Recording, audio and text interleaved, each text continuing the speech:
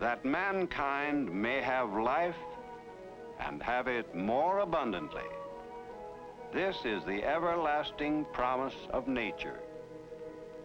The good things of the earth have been placed within our reach, but man has never been relieved of the responsibility of earning them. He has had to gain wisdom and understanding to adapt this incredible goodness to his needs.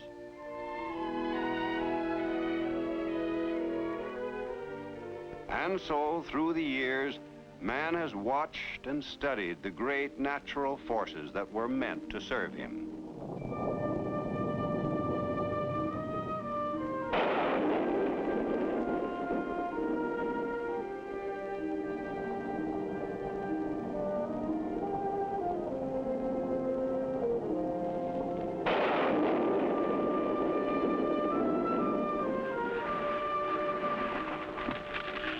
Electricity was once a frightening thing, but not anymore. We have learned how to channel its power into telephones, radios, refrigerators, electric lights. It is one of the prime movers of the age in which we live.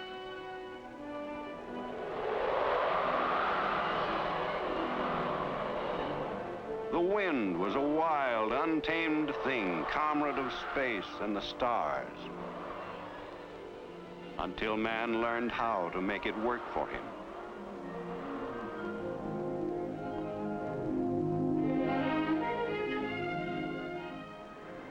Water anywhere is potential power,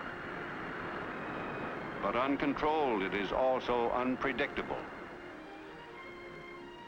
So man built dams. And behold, this pent-up power becomes a tremendous agency for good.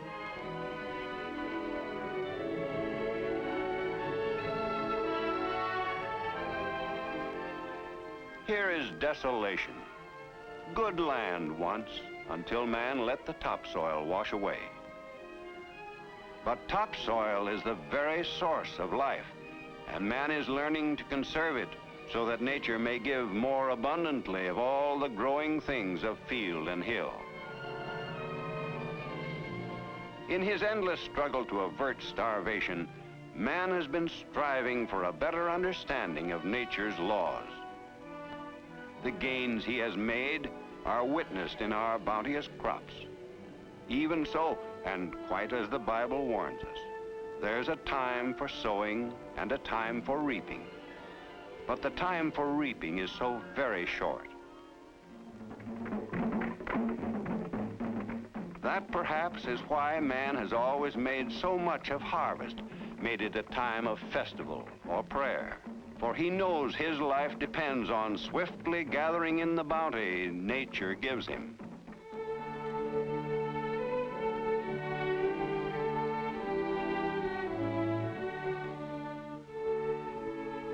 Thus, in America, we have always offered thanks for the blessings of the earth.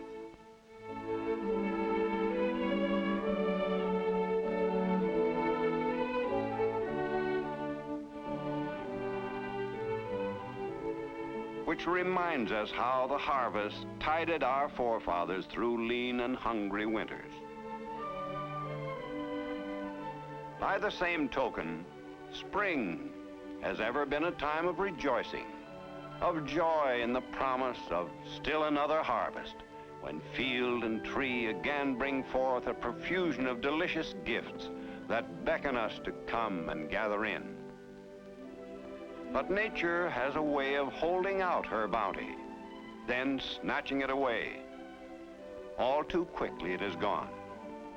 True, it serves to re-enrich the soil, but as for man's immediate needs, a total loss. Of course, all growing things are contained within a protective covering, but it occurred to man that if he could provide a permanent protective covering for the bounty of nature, he could then readily extend the harvest season until every day in the year became a day of plenty. A simple idea, but one of great promise. Today, its perfection is a man-made miracle. We refer to it, and rightly so, as the miracle of the can.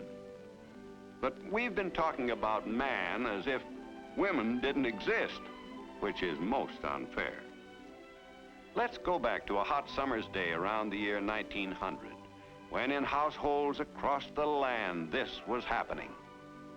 You know, Lucy, if we can get all these tomatoes put up today, we can start on the corn tomorrow. Ooh, that'll be good. Heavens above, Jim, the last thing we need right now is more tomatoes. We got twice what we can put up now. I mean it, Jim. Take them back outside and don't bring any more. Now, don't take off on me, Martha. It's not my fault we had so many this year. Fact is, I figured you'd be glad we got such a good crop. Oh, of course I'm glad, but I haven't got time to put up any more. All right, all right. What'll I do with these? Oh, feed them to the pigs.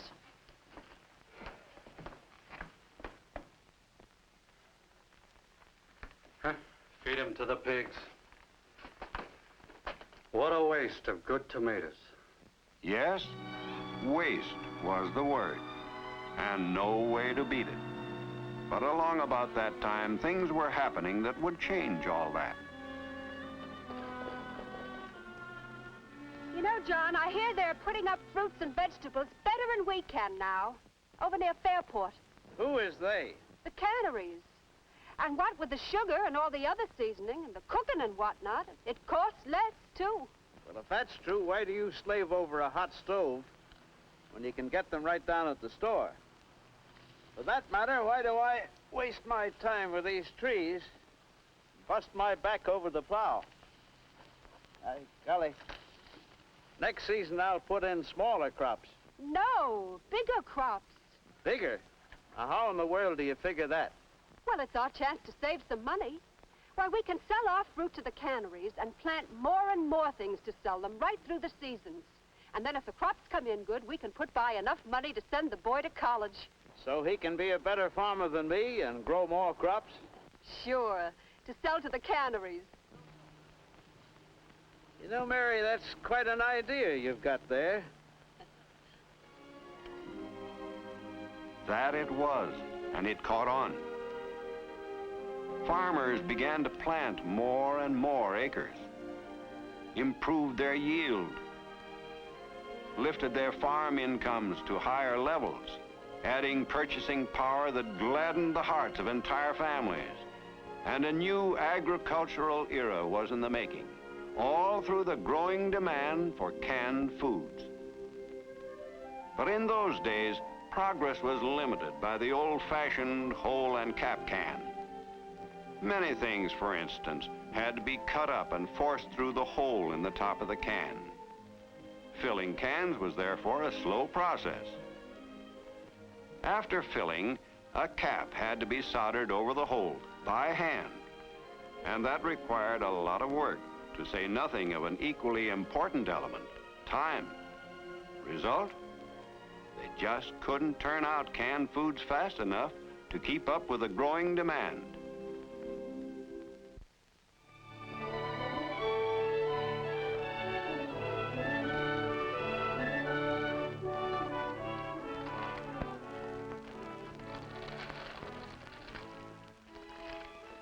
Careful.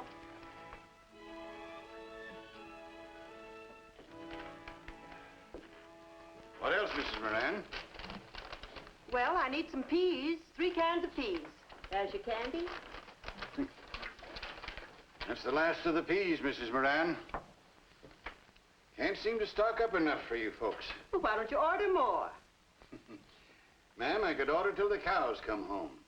But if the cannery don't have 'em, they can't send 'em. And if they don't send 'em, I can't sell 'em. Comes to $3.18. $3.18. Mm-hmm. My. When are prices coming down? About these peas, Mr. Peters. Why can't the cannery send you enough? Well, ma'am, it isn't only the cannery. I was over there the other day pestering them for more. My customers are asking for 'em, says I. Can't give 'em to you, says he. Why not, says I. Don't ask me, says he. Ask the can maker. So I took the buggy and drove over to the can maker, and I did ask him.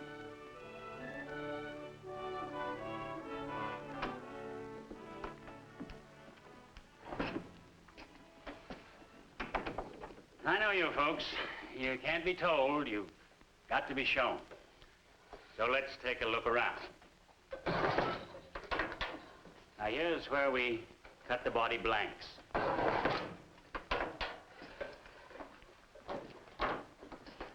This man here is forming the can body.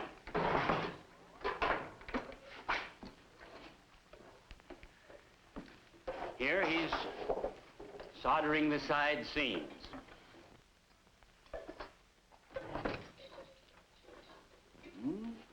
Pretty slow work.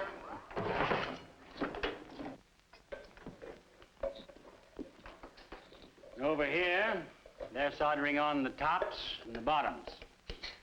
Say, Frank, our friend here is hollering for more canned goods. How many cans do you think we'll turn out today? We can figure on maybe 600. There you are. I've got 3 men soldering here. They can turn out only 600 cans a day. We got calls for a lot more than that. Why don't you hire more men? You find them and I'll hire 'em. Solderers don't grow on trees. But by golly, fruit does. The crops are coming in right now. Canneries are crying for cans. And you think you got problems? Now, mind you, ma'am, our local can maker's as good as any of them. But it's just that can making is a slow process. Here, Jimmy, come over here. I want to show you something, son.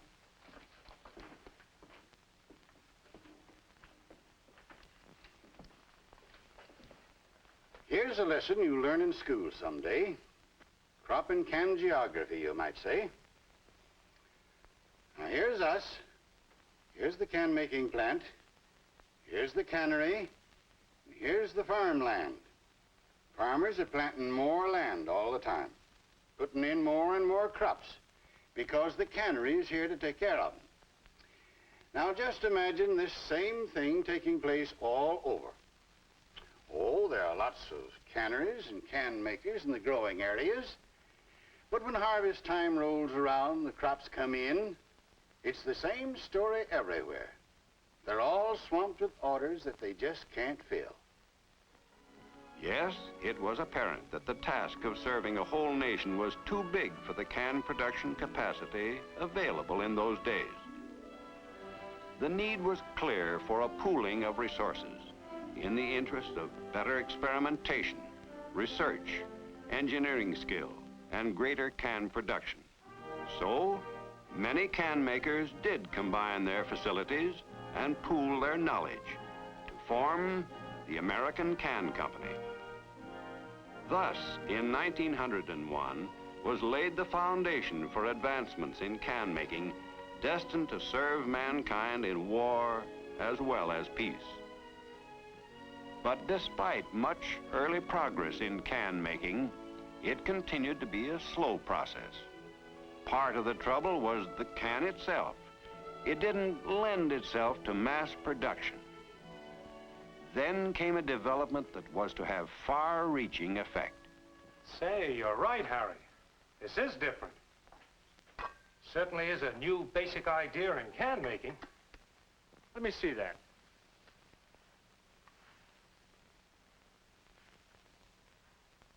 No hole in the top? Nope. Canners get them with this end entirely open, so they can pack whole tomatoes or peaches or other fruits and vegetables in this can. Don't have to cut things up. Consumers will love that. How's it sealed? Solder? No, that's another advantage, Jim. No solder on the ends at all. No solder? Well, how? Well, we've got a machine that crimps the ends on with a rubber composition gasket to keep them tight. It's slow, but with your help, I think we can figure out a way to speed it up. You know, it seems to me that canners should be able to fill and close these faster than the old hole-in-cap can. And it'll cut their cost down. What's it called, Harry? The sanitary can. sanitary can. Good name. By golly, if we just work out a way to turn these out in quantity, and fast. That's just what's needed, fellas. Let's get to work. And get to work they did, making improvements both in the can and the machinery for its mass production and efficient use in canneries, and also in plants packing a host of non-food products. But while their efforts and those of many others were limited by the engineering developments of their day, by the continued necessity for much handwork, they were destined to revolutionize not only an industry, but the distribution techniques, the shopping habits, the very standard of diet of hundreds of millions of people. For as combined knowledge and increased experience of these pioneer can makers began to catch hold, the tempo in each plant quickened. The volume rose, 10,000 cans a day, 25,000, 50,000. Yes, man finally had created the real answer for preserving the fruits of land and sea indefinitely. Thus, farmers were encouraged to plant more land and sell their increased crops to the canners. And the swing to more profitable farming lifted property values everywhere. The same expansion was going on in the fishing industry and the meat packing industry. Better breeds, bigger herds, due to the greater capacity of packers to can meat products. All this because the can-making industry had faced and met nature's challenge. Here is my limitless bounty for the taking. Protect it well. So today, man controls the use of nature's gifts far beyond the time of harvest. At last, man has the means for using the natural resources of this great land to the utmost intended by its creator, thanks to the formation and growth of a great enterprise. Moreover, far more people, earning far more, have a part in this industry today than could possibly have found employment under the antique methods of the past. Today, the can-making industry turns out billions of metal cans a year. Why, one modern can line alone produces over 200,000 cans in a single day. Remember Frank and his 600 cans a day? Well, it would take Frank, with his old-fashioned machines, and more than 60,000 can makers working with him, at least 25 years to produce the billions of cans turned out by the industry every year. But, as in countless other industries here in our country, each man on a can-making line today produces far more because of the modern equipment he has to work with. Naturally, this greater production means higher wages, higher standards of living, and even lower food costs for us all. Now let's see how this manufacturing miracle is brought to pass. It begins here with steel. Steel made to exacting specifications determined by the can makers' metallurgists, men who have pioneered with steel producers to achieve this superior product for can-making needs. These particular sheets of steel are already coated with a very thin layer of tin, and thus called tin plate. In making cans, it is necessary to ensure the absolute protection of their contents when the cans are later filled and sealed.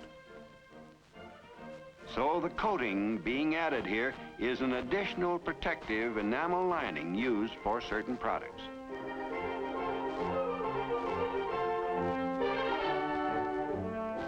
In this baking oven, it is dried and hardened. When the plates with the coating baked to a golden color emerge from the oven, they are ready to be made into cans for foods like corn, lima beans, and countless other products. Next, the plate is cut into the right shapes and sizes to form can bodies on this machine called a slitter.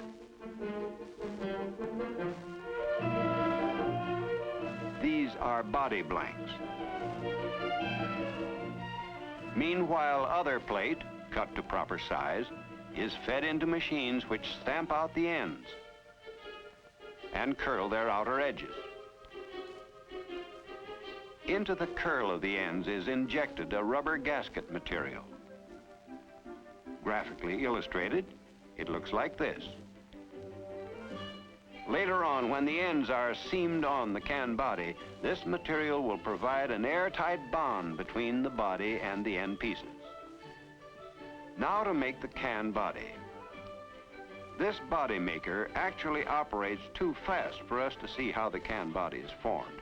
So after the body blanks, which you saw being cut earlier, are fed into the body maker, we will follow its intricate steps in slow motion and with graphic illustrations. First, the body blanks move to a notching station. Here, small notches are cut from the corners to eliminate a double thickness of metal when the ends are seamed on. The body blank is then formed and hooked into the familiar shape of the can around the body maker.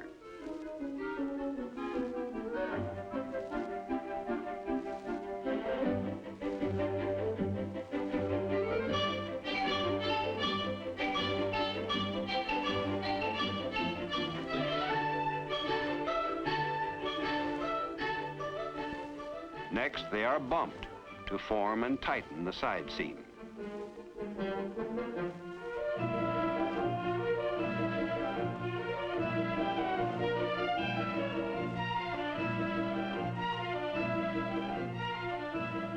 The formed bodies then pass over fluxing wheels to a hot solder bath, where solder is applied to the outside of the side seam. The side seam is then wiped off and cooled by a blast of air. Then the bodies speed along to where they are flanged at each end, so the tops and bottoms will fit on.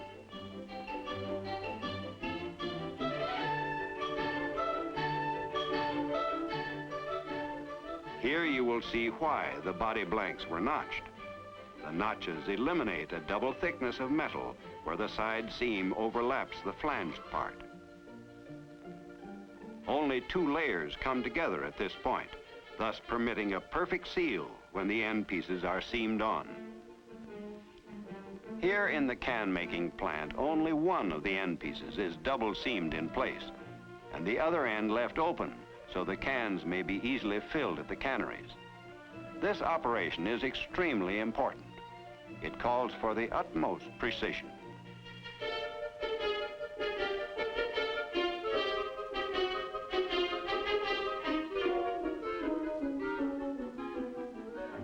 One end is placed on the can body.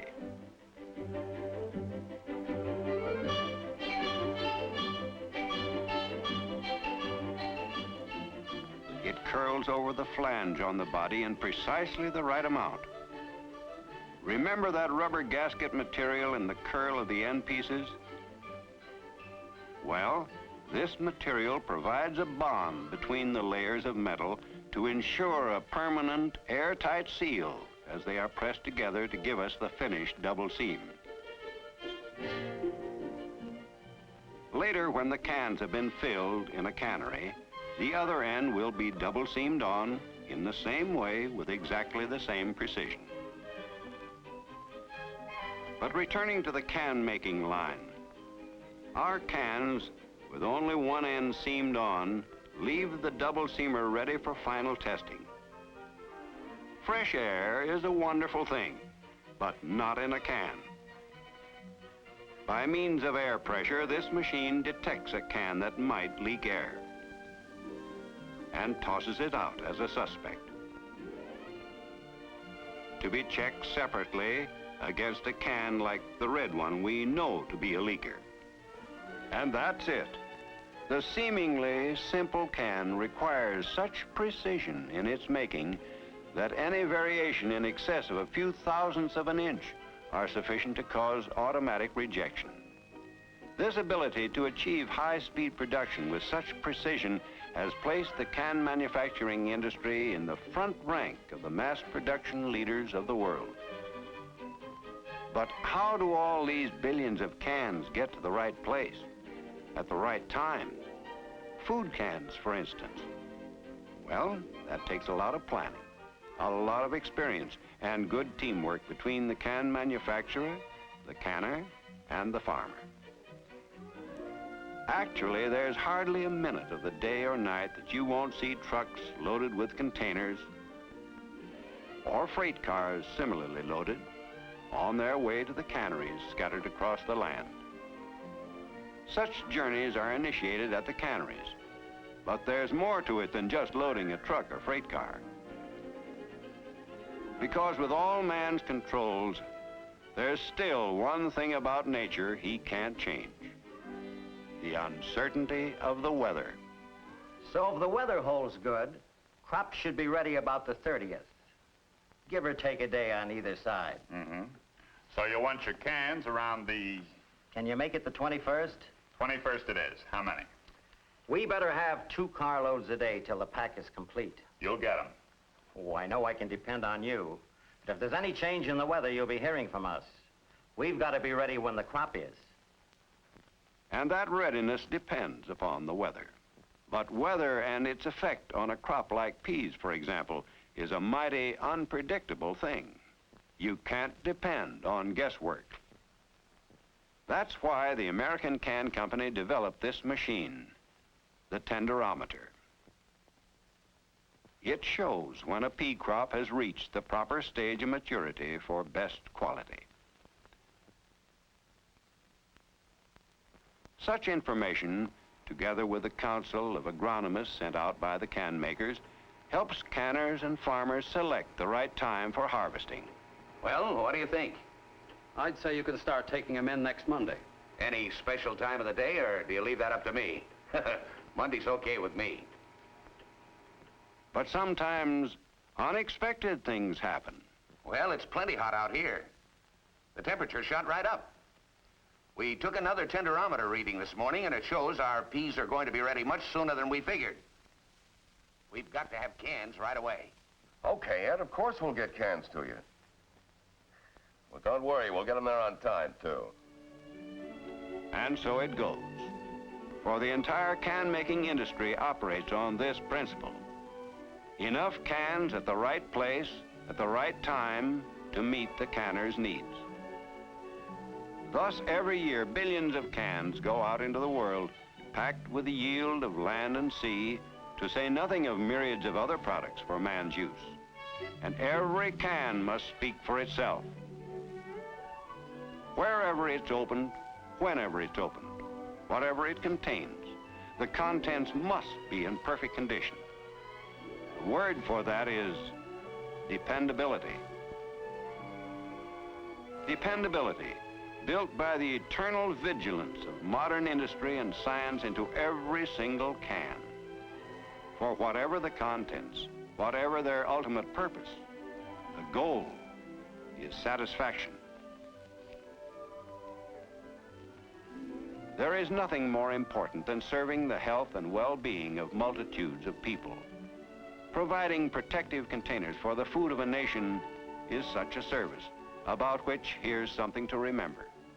No, no, Joan, don't do that. You're throwing away the best part. Well, it's only water. Water, nothing. That's the liquid they were cooked in. It's full of vitamins and minerals.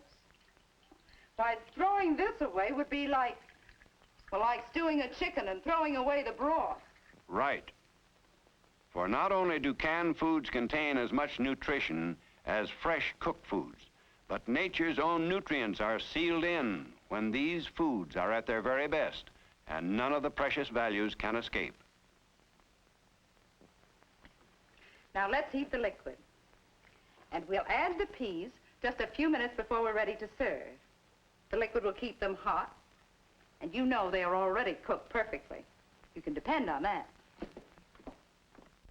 Dependability and nutrition. These essential characteristics of canned foods are assured by constant laboratory studies of canning techniques.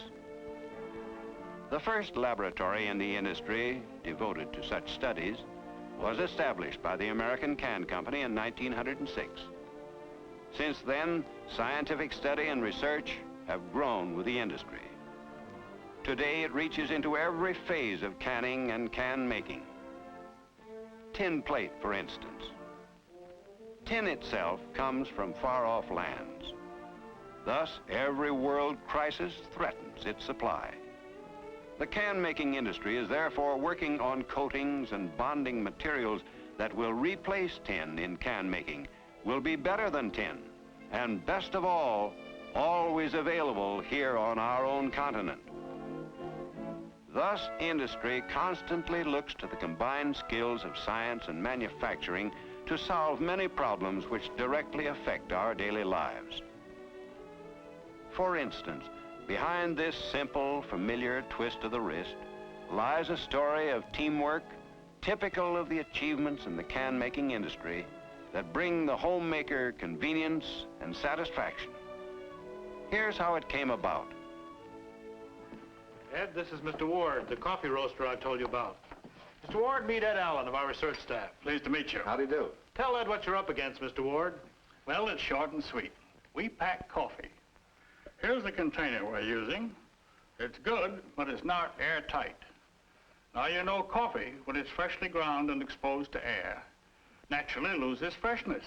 And there goes our flavor.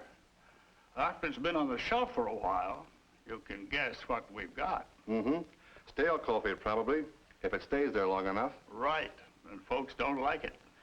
Well, there's only one real answer to that. Since it's the air that ruins your coffee, you've got to take the air out of the can. A vacuum coffee can is what you need. That sounds good, but I've never seen a vacuum coffee can which was easy to pack and easy for the housewife to open. Well, those are our problems. And they're tough ones. Let's work on them. It's sure a puzzler.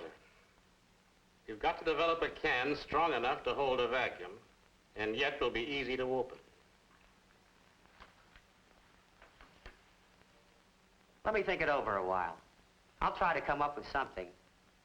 But I warn you, it may mean designing machinery to produce it. You let me worry about that. Call me when you get an idea.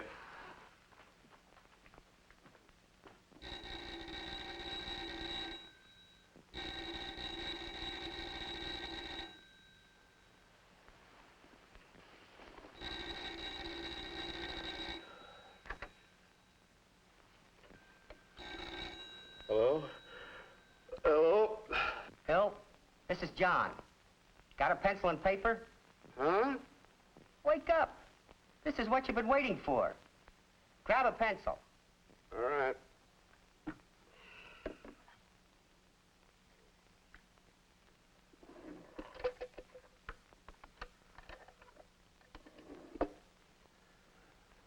All right. Okay.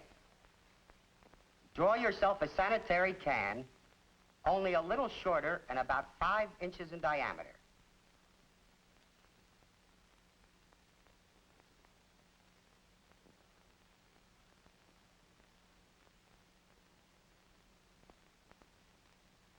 Got it? Yeah, go on. Now, draw a bead on it about 1 inch from the top.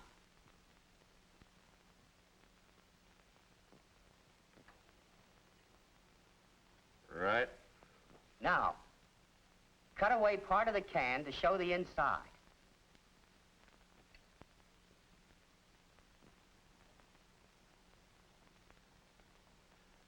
Okay.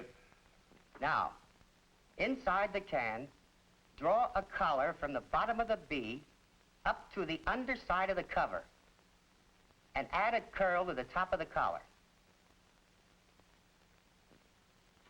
I've got it. All right. Now push the bottom of the collar into the bead to hold it in place. And just above the bead, draw a double score on the outside of the can. Go ahead. Now, at the end of the score, over the side seam, add a tongue about a ½ inch long. Right. Now, can you make that? Sure we can make it, but what is it? What is it? Well, put a key on it to wind off the scored strip. And that's our new, easy opening vacuum coffee can. John, I think you've got something, but how about vacuum packing? Well, John had the answer for that, too. After the cans are filled with coffee and loosely covered, they pass into a chamber where a vacuum closing machine draws out the air. Almost at the same time, the covers are tightly double-seamed on so that no air can possibly get back in. So from then on, the vacuum coffee can not only solved the roaster's problem of protecting his product's freshness, even though months or years might pass before the cans were opened, but it also met the consumer's demand for easy opening. More than that, it led to other developments that make the housewife's job easier, for it was an ideal container for a variety of products, especially shortening. So, for freshness and convenience, instead of this. And for sanitary protection, neatness, cleanliness, instead of this.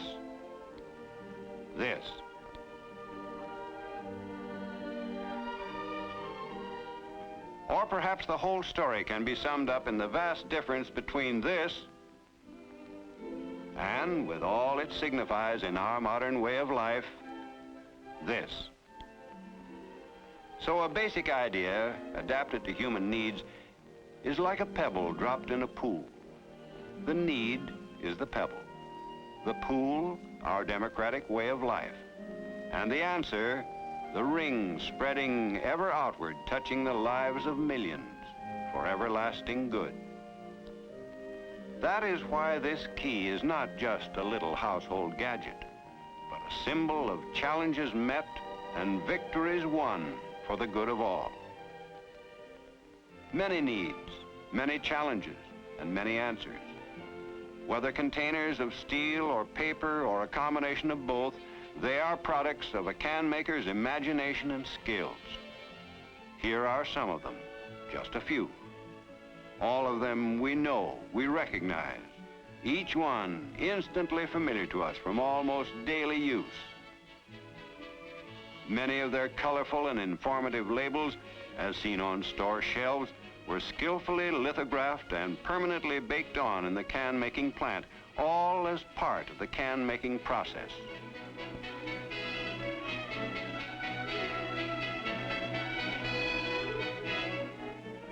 This, too, while not a can, it had its beginning in the minds of can makers, whose skill in shaping, sealing, and mass-producing metal containers was applied to the problem of fashioning from paper the ideal disposable container for the dairy industry.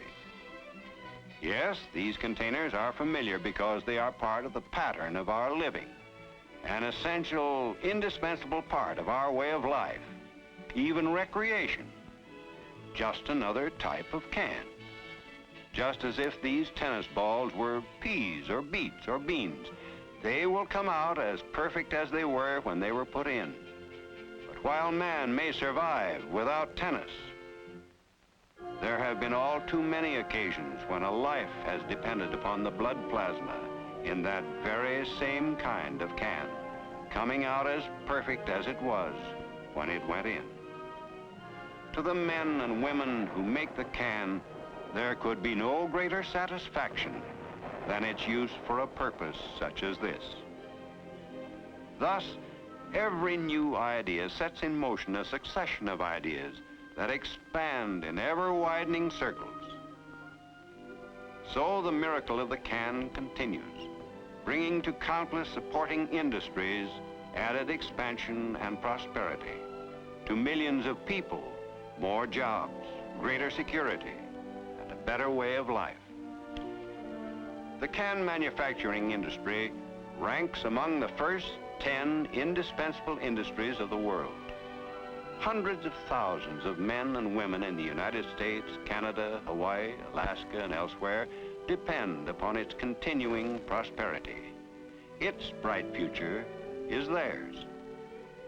This achievement, This present-day flowering of the seeds of enterprise first planted by the pioneer can makers of America and nurtured by their successors has truly brought about a miracle of benefits to our people.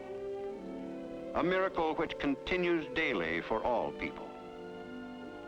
For today, every day is harvest day. Daily we have the assurance of nature's bounty both for today and tomorrow. Much we have today, and our promise of the future is ever more and more.